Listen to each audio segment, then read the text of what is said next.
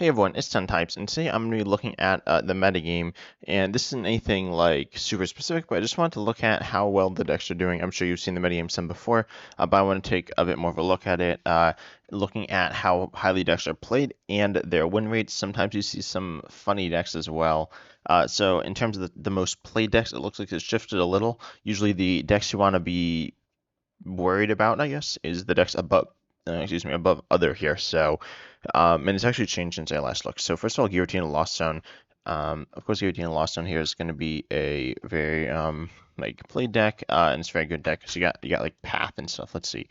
Top list here is it runs Path, right? So you run Path, you run Lost Zone stuff to like spread and like annoy your opponent, and you get to do big damage with Giratina and stuff like that. So that's pretty good. It has a lot of versatility, power, and it's just really, really good. And then Charizard's number two most played, which is interesting because I mean it's the big new deck. It's a little surprising it's not number one most played. I'm assuming this list is running Arceus and Pidgeot. Yeah, that's the main way to play it. It's pretty consistent and pretty strong. That being said, it's not really versatile at all, which is the main downside. Guardy again. This isn't a deck I play a lot, but it's been highly played for quite a while. And it runs obviously you have like the Gardevoirs and Zacians. Certain cards like Vengeful Punch and Box and Disaster kind of cause problems for you, but you know you'll kind of deal with that. I'm not going to go through the rest of these, but Chien-Pao Excalibur, regular Lost Zone, Random Flaffy, Fusion Mew, Arceus Giratina, Single Strike Lugia, and then Intelligent Urshifu. I haven't really looked at those too much on the channel. So Single Strike Lugia, you got normal stuff here with Lugia Archeops to accelerate a bunch of Single Strike energies. This list plays Tyranitar, Yveltal, and Stonejourner. This is pretty normal. You could put in Duraludon, most lists don't, but you could put in Urshifu. Urshifu, I think, is probably good in the deck because you want to be able to do big damage. Like Tyranitar can be awkward to do the biggest amount of damage, but you have like Urian and stuff. So the deck's pretty good. It has some versatility, but it's also a little bit inconsistent, which is why it's like not the most played. It's ninth here. And then we see Italian Urshifu here, which is another very good deck. This one's more versatile, but can struggle. It doesn't really do very high single target damage. So if you're against something like, say, single strike Urshifu, that'd be kind of weird if you're just against that. But if you're against something like that, you're gonna struggle because you don't have the ability to really take out their Pokemon, but they have the ability to take out your Pokemon. So you're just gonna struggle with that. You have to go after the bench. You have Inteleon VMAX, Urshifu VMAX, Medicham V. And all like those things, as well as reading Alakazam to be able to target down your opponent's bench. You have Cheryl. I think Cheryl's a really nice tool in the deck that I usually like to see more copies as well. But yeah, that's something to note. But then I want to look at their win rates as well. So of these top 10 decks here, the best are Inteleon Urshifu, Giratina Lost Zone. The ones above 50, I'll say Lost Zone Box, Red and Flaffy, Arceus Tina, and Single Strike Lugia. So a few things about these: Giratina Lost Zone and Lost Zone Box, and in some sense Inteleon Urshifu are kind of hard decks to play versus Arceus Giratina, Red and Flaffy, and the Single Strike Lugia are easier. Single Strike Lugia is kind of like middle difficulty, but the other two are very easy. So that's probably why they're higher because it's hard to make mistakes with them. But then like Lost Zone's are super strong, and Inteleon Urshifu is played by less people, so the people who are playing it are like better at the deck, which is one thing you want to know. It doesn't necessarily mean there's a better deck, but that means that if you're like good at the deck, it has potential to do well. But then looking at the other decks here, you got Charizard, Guardy, and Chien-Pao, as well as Fusion Mew, which are all below 50. Fusion Mew, it did win the World Championships, but it's bad against Charizard, which is not good, as it is one of the most played decks in the game right now. So that's the main reason why it's not doing too well. But then you also see, oh, by the way, Mew, I'll pull up a list. Yes, I'm doing so on Excelgor. Oops, there we are, loaded. Excelgor is a counter to it's a counter to Charizard, but it's not the best counter. So like a Mew versus Charizard matchup. Let's see. Yeah, it's not too hot here. So yeah, and same thing with like Single Strike. There are a few decks that play Dark, which are really bad for Mew. Mew's another one of those decks, which isn't super versatile. But then you also have you have the three other three decks are stage 2 decks. which means that stage twos aren't like amazing right now. Uh, and they can be hard to play, but I don't think like Charizard's hard to play.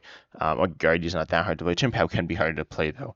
But at the end of the day, these stage two decks, while they're good, they inevitably have consistency issues. So that's probably why they're a little lower. But they're not like that much lower. They're all like all these 10 decks are definitely playable.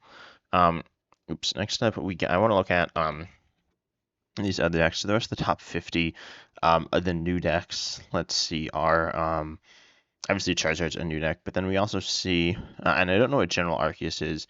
I think it's just, oh, I think it's Charizard mostly. Yeah, so Arceus is also a lot of Charizard. And then Palkia. Palkia is like a highly played deck, a decently highly played deck for not in the top 10. Um, And the interesting thing, Snorlax Stall, aka like Control, is still a decently played deck, and decently like solid deck. Its win rate's not great, but if you messed around with it, I mean it's a very hard deck to play with. It's hard to play against as well, but that's one of the more like skill-based decks, especially if you want to get very techy with it. And so like Control, which this isn't the only Control deck, but that is a deck you can play right now and it's not like awful. But then we also see Zoroark. Again, bad win rate. Like some of these decks are like cheaper decks, and some people just like don't play as much. But Zoroark is still like a deck you can play. It's a fun deck, you know. I like talking about it. It has decent matchups against a number of decks. It's good against like Charizard. I think it's good against Mew. It's good against like the big decks. The ones are like big Pokemon that you can one shot. But then it's bad against a lot of the single price stuff. It's really bad against the Lost Zone. So yeah, Zoroark is not too good right now. Um, like most of these matchups look really bad. It doesn't have as many games though, so some of the data is kind of hard to be reliable. Um, and then we got Toadstool. So Toadstool is interesting as far as I know. Oh, and then Tyranitar. Tyranitar is more played than Toadstool. As far as I know, Toadstool doesn't work, which is a bit unfortunate. And we also have Clefable as a new deck. We have I don't even like know what all these decks exactly mean. But anything else new here? Usually these won't be new decks. Yeah, looks like nothing else new. But I do want to look at the highest win rate. First of all, highest winner in the top 50. So Lugia Archeops, colorless Lugia. Shout out to All Out Blitzel. Um, yeah, who plays this deck a lot and like does well with it. Let's see how many times it's been played, like 110 times. But I think All Out Blitzel's played a lot of this. But anyway, so yeah, this like Colorless Lugia is a pretty good deck. It's kind of like a weird one. I'm not the biggest fan of it, but I don't play that much Lugia. And then Mew Genesect, again, two like simple, kind of like held back versions of other decks, but they're more consistent. So these are very consistent, like safe decks to play, which are very solid. And then Rapstrike Urshifu, I literally don't know what this is, versus Inteleon Urshifu. So Rapstrike Urshifu is that's like Fire Sylveon. You also have in Rapstrike Urshifu.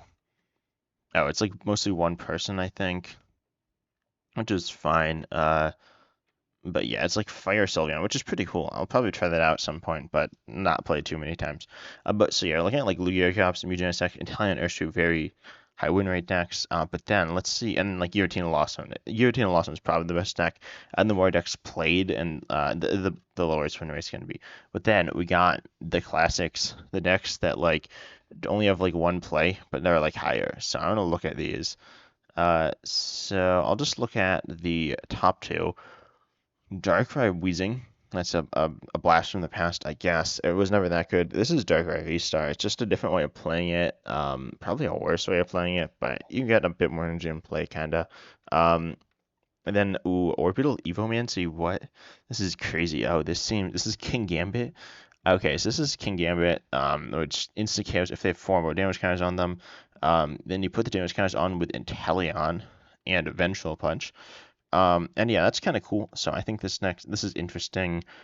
Is it good? I mean, we only went like they went 2-1, and then did they drop from the turn? Or they went 3-2, and then they uh I think they dropped. No, maybe they didn't make top cut. Yeah, that's what happened. They didn't make top cut. So they went 3-2, which is all right. But so yeah, as you can tell, that's not as useful. But then you want to look at the decks that are more played, like Blue-Gray Caps, New Genesect, very top decks right now. But then I want to look at the new decks as well. So Tyranitar, I'll look at like say three. The first two are by the same person. Three decks. Here we go. This first one, I've seen this list run. So Tyranitar EX does more for each, like I hear all. It does 250 if you have any damage on your bench, which is solid. And yeah, so you want to damage your bench with Gengar, and then you have Fighting Energy to power that up. You hit Lightning Weakness, and you also have this other Tyranitar, which is Dark. And does 30 and 30 more for each of your opponent's bench Pokemon. I think it's mostly there from UV Max, and it's also just a single price option. Big part of this deck is big HP as well, which is interesting. So yeah, the deck's cool. And then we got this next list, which runs a lot more like straight up consistency.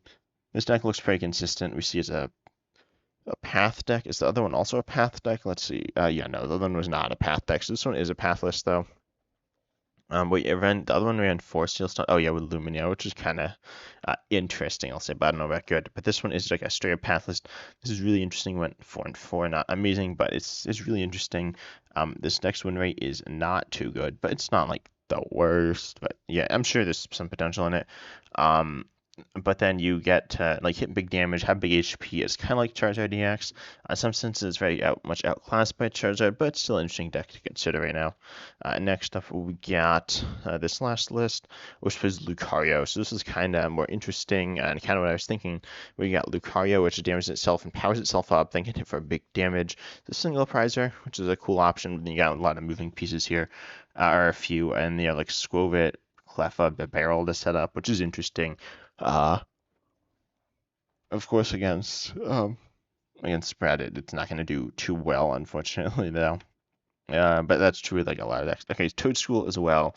If you don't know, Toadstool doesn't work right. So, yeah, that's something to consider. You just want lots of grass energy in play. So you have Cherrim here and Toadstool. Then you can search your deck with Hisuian Lilligant V-Star to set up. Pretty straightforward stuff here.